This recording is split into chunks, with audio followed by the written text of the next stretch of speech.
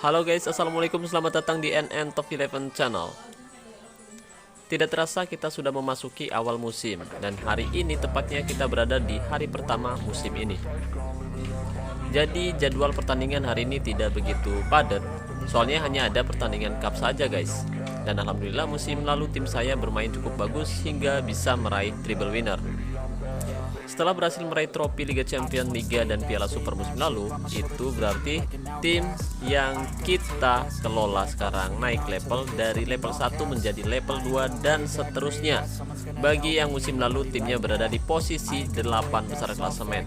Sedangkan untuk tim yang berada di posisi 9 sampai dengan 14 klasemen sudah dipastikan mereka degradasi atau tidak naik level atau tetap bertahan di level yang sama kalau di top 11. Kalau teman-teman bilang katanya nggak naik kelas guys. Saat memasuki periode pramusim seperti sekarang, karena belum ada jadwal pertandingan padat, kita bisa melakukan uji coba taktik, strategi, dan formasi dengan melakukan pertandingan persahabatan. Gunanya untuk mencoba strategi baru yang akan kita gunakan di musim ini guys. Pastikan lawan yang kamu pilih di laga persahabatan memiliki mutu tim yang lebih besar 15 hingga 30%. Jika dalam 5 pertandingan hasilnya bagus melawan tim yang berbeda, kamu bisa gunakan taktik, strategi, dan formasi tersebut untuk pertandingan resmi seperti Liga, Liga Champion, ataupun Cup. Oke guys, sebelum kita membahas lebih jauh, jika berkenan buat yang belum mendukung channel ini, kamu bisa klik tombol like, subscribe, dan tekan juga tombol loncengnya agar teman-teman selalu tahu update terbaru dari NN Top 11 Channel. Dan barangkali ada yang mau ditanyakan seputar game Top 11, kamu bisa tinggalkan komentar di bawah ini guys. Atau jika kamu ingin tahu kehidupan saya selain membuat konten YouTube, kamu bisa follow IG saya dengan username @nurcfc. 2 musim yang lalu, tepatnya di level 59, tim saya FC Buteng bermain sangat bagus dengan berhasil meraih quadruple, dan itu adalah momen yang luar biasa untuk saya selama bermain Top 11. Karena meraih 4 trofi sekaligus dalam semusim itu adalah hal tersulit untuk orang pemalas seperti saya guys. Saya orang yang paling males kumpulin booster kondisi setiap hari, entah itu dari iklan ataupun dari friendly match. Mungkin buat teman-teman yang sering nonton video saya sudah tahu dan udah nggak heran lagi kalau booster kondisi yang saya miliki setiap musim pasti sedikit, paling banyak hanya 300 booster kondisi. Dan belum pernah saya menampung booster hingga ribuan dalam semusim. Dan saya juga orang yang paling males hadir di setiap pertandingan untuk mendampingi tim di sisi lapangan. Sekali ini hadir pas lagi mau konten doang guys, dan sisanya ya pasrah aja. Karena semakin saya berambisi meraih trofi, yang ada semakin sulit untuk mendapatkannya guys. Setelah sukses meraih quadruple, 2 musim selanjutnya tim saya sebenarnya bermain bagus. Hanya saja sedikit kurang beruntung, dan mungkin itu kesalahan saya juga karena jarang hadir saat pertandingan. Terlebih ketika pertandingan penting, karena di sini susah sinyal, jadi saya malas banget keluar rumah guys. Untuk mencari sinyal, jadi resikonya kalau lagi apes ya pasti kalah, biarpun lawan yang dihadapi mutunya tidak terlalu besar, bahkan terkadang bisa kalah atau seri melawan tim yang mutunya lebih kecil guys. Setelah 2 musim berturut-turut hanya bisa menjadi runner up, dan di level 62 saya berharap tim saya minimal bisa meraih trofi liga, dan ternyata harapan saya lebih dari ekspektasi saya guys. Karena musim lalu saya tidak berambisi untuk meraih trofi skuping besar. Terlebih tim saya bermain tidak cukup bagus mulai dari babak grup Liga Champion hingga babak semifinal. Tim saya FC Buteng selalu kalah di leg pertama, dan beruntung di leg kedua tim saya selalu menang. Hingga akhirnya tim saya berhasil masuk ke babak final Liga Champion dan menjadi juara. Dan tim saya juga lolos ke babak final Piala Super melawan juara Liga Super. Dan akhirnya tim saya juara untuk menutup musim dengan raihan triple winner. Dan sayang sekali tim saya tersingkir lebih dulu di babak perempat final kompetisi Cup musim lalu. Oke guys, kali ini saya akan membahas kembali cara saya mengelola tim di awal musim. Karena banyak yang request, khususnya pemula yang masih belum memahami cara bermain Top 11. Cara ini sebenarnya sudah pernah saya bahas di video sebelumnya guys, tapi karena katanya video yang pernah saya buat sudah terlalu lama, teman-teman ingin saya membuatkan video baru yang membahas cara mengelola tim di awal musim. Oke, agar pembahasannya mudah dipahami, kali ini saya akan menggunakan akun yang levelnya masih kecil guys. Untuk membahas cara mengelola tim di awal musim, kali ini saya menggunakan akun level 5 yang jarang saya buka musim lalu, tapi alhamdulillah tidak terkalahkan di liga selama semusim guys. Dan untuk taktik, strategi, dan formasinya sendiri, untuk akun ini sudah saya bahas di video sebelumnya. Barangkali ada teman-teman yang belum tahu, kamu bisa cek videonya di channel saya. Hal pertama yang biasa saya lakukan di awal musim yaitu memperpanjang kontrak pemain. Soalnya di awal musim kontrak pemain berkurang satu musim, dan kadang saya lupa kalau ada pemain yang kontraknya akan habis musim ini. Jadi penting untuk memperpanjang kontrak pemain setiap musimnya guys. Terutama pemain yang berpengaruh, pemain yang musim lalu bermain bagus, dan di awal musim kita kedatangan pemain baru dari akademi remaja. Kita bisa mengontraknya secara gratis. Pastikan kamu mengontrak pemain sebelum 7 hari. Karena jika dalam 7 hari kamu tidak mengontraknya, pemain akan hengkang dari klubmu.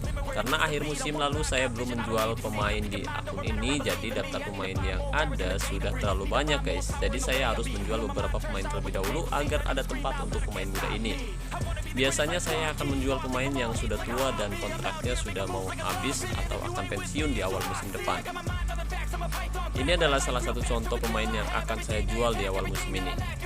Umurnya 30 tahun dan kontraknya tersisa satu musim lagi. Jika dijual dilelang, harganya juga murah guys. Jadi saya akan melepaskan pemain ini atau menjualnya kepada agen dan keuntungannya dibagi dua.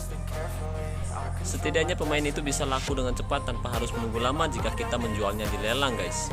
Tapi jika kamu ingin mendapatkan penghasilan lebih, kamu bisa menjualnya di lelang dengan sabar hingga ada orang yang tertarik dengan pemain yang kamu jual tersebut, dan kamu harus sabar menunggu 24 jam. Dan itu adalah salah satu contoh cara kita mengelola keuangan klub dengan bijak. Dan yang saya lakukan kali ini tidak perlu kamu lakukan jika memang kamu ingin mendapatkan keuntungan lebih dari penjualan pemain guys.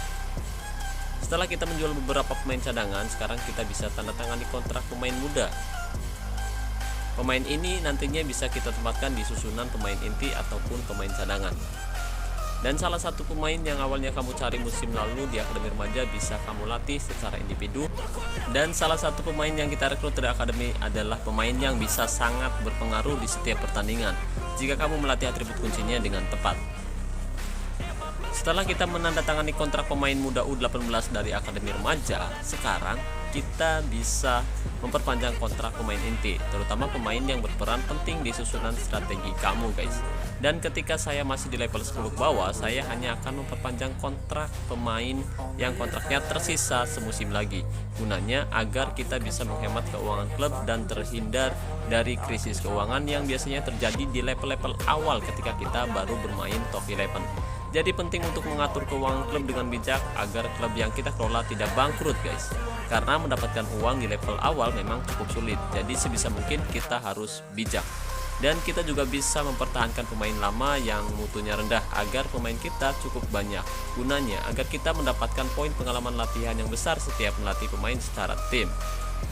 Oh iya guys, di awal musim sangat penting memiliki pemain yang bermoral sangat baik ataupun mantap, agar pemain-pemain kita siap menjalani musim baru, khususnya pemain inti dan beberapa pemain cadangan. Kita bisa mendapatkan moral secara gratis dengan menonton video iklan singkat, atau kamu bisa langsung mengisi moralnya agar pemain merasa lebih baik setelah sesi bimbingan. Karena moral sama pentingnya seperti kondisi pemain dalam sepak bola. Moral pemain akan menurun setelah pertandingan resmi seperti Cup, Liga Champions, ataupun Liga. Alasan moral pemain menurun biasanya karena pemain tidak mencetak gol, tidak memberikan assist, ataupun tim mengalami kekalahan, dan pemain cadangan akan kecewa karena tidak sering bermain, yang membuat moralnya menurun setiap hari. Dan di awal musim kamu bisa mengatur taktik, strategi, dan formasi baru, atau mempertahankan strategi lama lalu menyimpannya agar kita tidak lupa strategi awal seperti apa yang membuat tim kita selalu menang. Jangan lupa untuk klaim prestasi di menu manajer jika kamu mendapatkannya. Dan kebetulan musim lalu tim saya tak terkalahkan di liga selama semusim untuk mendapatkan prestasi jawara sejati. Dan jangan lupa untuk menandatangani kontrak sponsor ataupun hak siar di awal musim. Ini penting guys, karena kita bisa mendapatkan pemasukan yang lumayan dari sponsor ataupun hak siar. Kamu bisa memilih hak siar musiman, 2 mingguan, mingguan ataupun harian di sini. Kalau saya biasanya memilih sponsor musiman karena saya sering lupa ketika kontrak berakhir lebih cepat guys. Dan di awal musim kamu bisa meningkatkan harga tiket. Usahakan jangan terlalu mahal agar stadion bisa selalu penuh ketika tim kamu bermain di kandang sendiri dan mendapatkan lebih banyak penguasaan bola. Itu membuat pemain kamu lebih bersemangat untuk menang karena sorak-sorai penonton yang hadir. Sekali lagi, jangan terlalu mahal menetapkan harga tiket karena pendapatannya tidak terlalu besar juga guys. Jangan lupa untuk membangun fasilitas di menu gelanggang. Pastikan membangun yang terpenting dulu, seperti sarana kesehatan, pusat latihan, sarana pemain muda ataupun rumput lapangan. Setelah membangun fasilitas, jangan lupa untuk melatih pemain secara tim untuk mendapatkan bonus latihan. Bonus latihan sendiri penting untuk pemain agar bermain bagus setiap hari. Bonus maksimal yang bisa kita dapatkan yaitu 10% tim dan individu, mulai dari pertahanan, serangan, penguasaan hingga kondisi. Semakin banyak pemain yang kita pilih dalam sesi latihan, semakin banyak poin pengalaman yang kita dapat. Oke guys, setelah melakukan sesi latihan secara tim, sekarang masing-masing bonus latihan tim saya sudah di angka 10%. Bonus akan berkurang 2% setiap hari, jadi penting untuk kembali ke tempat latihan secara teratur. Dan jangan lupa setelah latihan pastikan memulihkan kondisi pemain inti agar tetap dalam kondisi bugar. Kamu bisa mendapatkannya secara gratis dengan menonton iklan singkat di sini, atau bisa memberikannya langsung jika kamu memiliki banyak booster kondisi. Lalu cek jadwal pertandingan, pastikan kamu selalu hadir. Jika tidak sempat, minimal kamu sudah melakukan latihan hari ini dan mendapatkan bonus latihan minimal di angka 8%. Dan di awal musim kamu bisa melakukan pencarian pemain di akademi remaja untuk musim selanjutnya guys. Pastikan pemain yang dibutuhkan tim kamu untuk menggantikan pemain negatif musim ini.